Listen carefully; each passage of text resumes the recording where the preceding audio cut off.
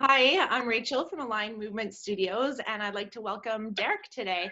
Derek Vinge is from Fitch Chiropractic in the Comox Valley, and this is actually the first time we've officially met. Even though we share clients and have personal connections, we have not met, so I'm really happy to meet you today. Yeah, well, thank you for having me here. Appreciate this. This is actually a kind of nice way to connect. Yeah, exactly. So Derek, we've been asking some questions, and I wondered if you could first start off by telling me what your clinic has to offer through the community. Yeah, sure. So I'm at Fitch Chiropractic and Sport Therapy. It's in downtown Courtenay, and we're kind of a all-encompassing clinic. I call it kind of sports therapy because that's how I treat all my clients. Like, they're athletes, I want them to get better, and so we're going to look at function and movement and everything all-encompassing to help them get through their injuries and help build them up to get towards their goals. And so we offer kind of all a one-stop shop. We have massage therapy, we had acupuncture for a while, and naturopathic. We're kind of finding the right balance of practitioners. And then we have 3 chiropractors here that we work together with. And all the chiropractors have extra certifications in soft tissue modalities and Grafton and a lot of exercise protocols. So it's kind of a combination of a whole bunch of treatments all into one. And then once we get through injuries, then we can refer out to where do patients go from here to keep their journey going, to keep them from getting injured. Really, we don't want to see them at the clinic. I love telling people, they're like, you're discharged. Hopefully I never see you again. That's always my goal, right? Yeah. It shouldn't be that we need to do constant injury prevention to help them prevent them from injuries. They should already know that themselves, and then they can work forward. But they can always check back in with us if they need a reminder on where to go, and then how they move forward from there. Yeah.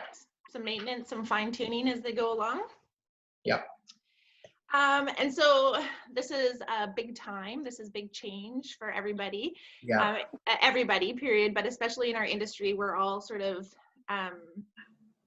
scrambling to figure out where we fit in and how we can serve our clients. How do you see our wellness community moving forward and supporting each other? Yeah, I feel like it has, huge change. I had to close my clinic. We do emergency treatments. If somebody's so bad they're going to go to the hospital, we've done a few emergency treatments. You know, it's better to have them treated here, though we have to have the proper scheduling protocol. So there's only one person here, one practitioner here. We have an hour between each patient to clean the room. Often we wear the gloves or the mask to protect, just so we don't cause a spread. Yeah. But I still feel like there are lots of people with injuries that need help with them. So we have to connect with those patients, and then how to connect with the other practitioners involved. I've been spending a lot of time on the phone and email, and even during FaceTime treatments, to connect patients on how to get them better. And I feel like, we really do need to step up. Now that this is going to be stretching longer than a few weeks, it's going to be a few months. They're going to need to move forward. Sometimes a few weeks you can ignore an injury, but really when it stretches longer than that, it's going to make it much worse if you don't deal with it. Mm-hmm. So I think as a team approach with all the other practitioners, we need to keep connected even more than ever, because that's how we're going to get these people better. Yeah. Mm-hmm. Mm-hmm. Yeah. And so, yeah, it's interesting thought, right? And all this chaos and uncertainty, pain and injury doesn't subside necessarily. So, yeah, it's good that you're doing some emergency stuff. That's great. That's good to know. What kind of tip do you have for staying positive and healthy in maybe like a not chronic state, but for people looking after themselves? Yeah, just from my experience, I feel a lot is getting movements going. Get your body moving.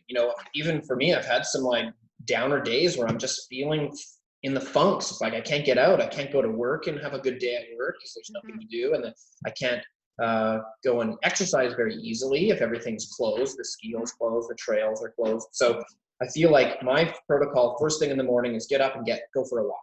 or a light jog or a light bike ride. Even if it's 15 minutes, 20 minutes, I just get up, get my body moving. Even before breakfast sometimes, just go, get moving, and I get back. Even though it's hard to get out of bed and go and do it, I get home and I'm like, oh, I feel way better. My outlook is positive. I feel like I can take on projects.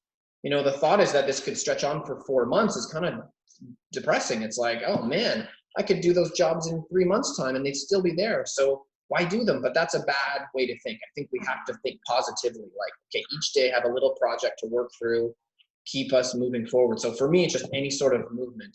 I was previously training for the Boston Marathon, which was going to be next weekend.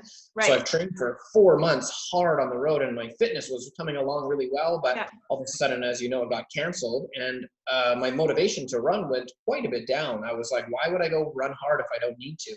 But I do realize that I enjoy running just for the process of running. So getting out for an easy jog, even though I'm not working towards something, really is healthy.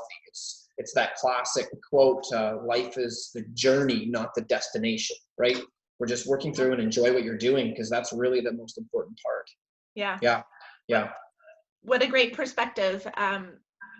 Doesn't matter at what level, even just you look at that movement piece, is it, you know, what's the goal? Is it just to feel better? That's great. Just to connect with yourself, that's good. Right? Yeah. Totally. Absolutely. Yeah.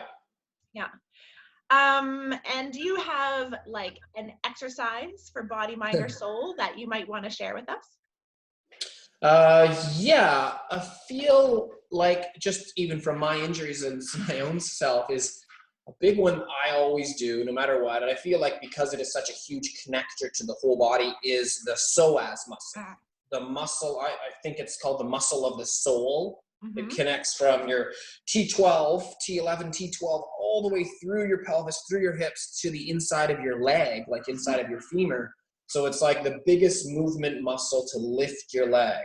And when we sit, which a lot of us have been sitting a lot lately, me included, it gets short and tight and short and tight. So when you try to stand up, it's like, oh, my back is sore. But it's actually, a lot of the time, I feel like your hip flexors locking down, just compressing down, which can have causing issues with, you know, disc compression, because it's loading the discs. It can have issues with lifting your leg when you're walking, so you're not moving properly through space, and very weak. When a muscle is short and tight, it's weak. So you're not very effective at moving through space. So my classic is every morning I do the lunge. I go for my walk or my run, and then I come home and I do a good session of 30 seconds to 2 minutes of lunging on either side. Sometimes walking lunges, like I'll do 50 walking lunges to finish my walk. All my neighbors think I'm pretty weird, but I don't care. And then I finish with, or a static hold, right? Holding it for a long time just to get it to let go. And that always loosens my back off and helps build strength. What's your feeling on, so as you're doing a lunge, do you like a little bit of glute activation in order to get Totally. Absolutely. Like that whole next PNF pattern is where you activate the opposite muscle group. So as you get deep into your deep lunge, you fire your glute, and that also inhibits your hip flexor. You can't engage both at the same time. So you fire the antagonist and you inhibit the agonist, the psoas muscle. So absolutely, I'm all about that stuff, trying to get those things firing. Totally. Nice. We talk lots about that. Also, I think when times of stress, our hip flexors also get a little bit cranky. They're one of those fight or flight muscles that tend to pull us forward and in, right? So that's right. That's a very good point. And absolutely, Pilates has a huge connection to that, right? I think a lot of times people overactivate the psoas when they're doing any sort of sit-up, right? You're not completely supposed to use only your psoas to lift your core, right? It's not really a good oblique muscle. It's just a deep spine stabilizer and a hip flexor. Yes, getting that all-round balance, so important. That's right. And so where can we find you? You have a website? And it is. I think so. Yeah, I do. I'm online. We've got a new website. It's at fithealth.ca.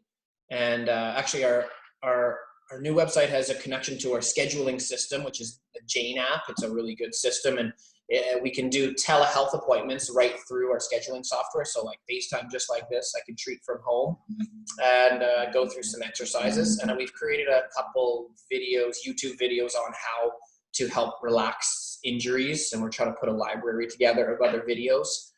Okay. Yeah. And your YouTube channel is Fit Health or Fit Chiropractic? I think it's Fit Chiropractic and Sport Therapy. Okay. Is there a link to it from your website? Not yet, but good point. I will work on that. This is all new to me. I also need to work on that. Yeah, I feel like mostly what I do is hands-on, but as soon as we know we can't touch hands-on, I'm like, okay, I got to fill that void and put this together. And I've always should have had it. I should have been able to email out videos to patients that I'm working on, but I was like, later. I know. Now's later. Now's the I know, time. and what a good opportunity. I mean, we do have this opportunity to build something that is hard. It's hard to get to when you're busy running a business or life or whatever it is. Totally. Can you tell me a little bit about what a telehealth appointment would look like? Yeah, totally. So it's kind of like the same as a regular appointment. We schedule it, and you get the appointment. It gets the reminder sent to your email, but you just click on a link, and you have to make sure that you have a video camera on your screen. We could do it by phone, but it's way easier when you can see each other like this. And I go through an assessment. I get people to go through a range of motions. They check a few things. Sometimes if it's a significant injury that I've been working on for a while, I get the person's spouse or partner or somebody else that's in the house to go through a few range of motion tests. So it's almost doing orthopedic exams in a sense to rule out some red flags. Mm-hmm. Sometimes that's why I'm talking to people, because they want to go to the hospital because they have such an injury. And I say, wait, let's do a few tests to make sure that it's not a red flag. If it's not a red flag, then you don't have to go to the hospital and we can talk through this. So that's where it comes in a big help with that. Okay. And so with these appointments, we just spend 15 to 20 minutes, sometimes half an hour, going through this exercises and stretches and then homework where you can go from there. And usually I follow up with an email about reminding them what we talked about and then what to work on moving forward. Great. Yeah. Great. Can people just use like their phones? Like, can they use like the camera on their phones? Okay, so it's pretty accessible for most people. It's for pretty much everybody. Yeah, absolutely. Okay. The system that we have, Jane, is just currently on our laptops, but I've used Zoom or FaceTime, and any other app works exactly the same. Okay. So it's totally fine to use anything. Yeah. Cool. Well, I really appreciate you. Thank you. Hopping on here with me, and it was great to meet you, like I said, and I wish you good health. I hope that you are taking care and taking opportunity with family. Thank you. Trying to hang out with my 2 kids. It's been fun playing in the back garden, that's for sure. But appreciate you having me on here. It's really nice to actually meet you. I knew a lot about your husband and his project. He did all our gardens here at my office. Your new building, Yeah, our new building on 5th and Fitzgerald. Yeah, it's a beautiful building. It's great. It's been fun. Yeah, I really enjoyed it. Yeah, good location. Good vibe downtown. Yeah. Yeah, it's a bit quiet these days, but. Yeah, no kidding. Yeah, absolutely. Donut shop opened up yesterday though again, so that's been a positive. Bigfoot donuts are open. Yeah. I don't know if that's a positive. I don't know. I've been living in my pajamas. Someone suggested putting on jeans the other day. I'm like, yeah, I don't think so. Totally. Yeah. Absolutely. Sweatpants all the way. That's right. It's the nice thing about Zoom meetings. You only have to get your... Yeah, I'm not wearing pants. I know. All right. Well, I will let you get back to your lounging. Thank you. Thank you. And we'll hope to talk to you soon. Take care. Yeah. Chat again. Bye-bye. Bye.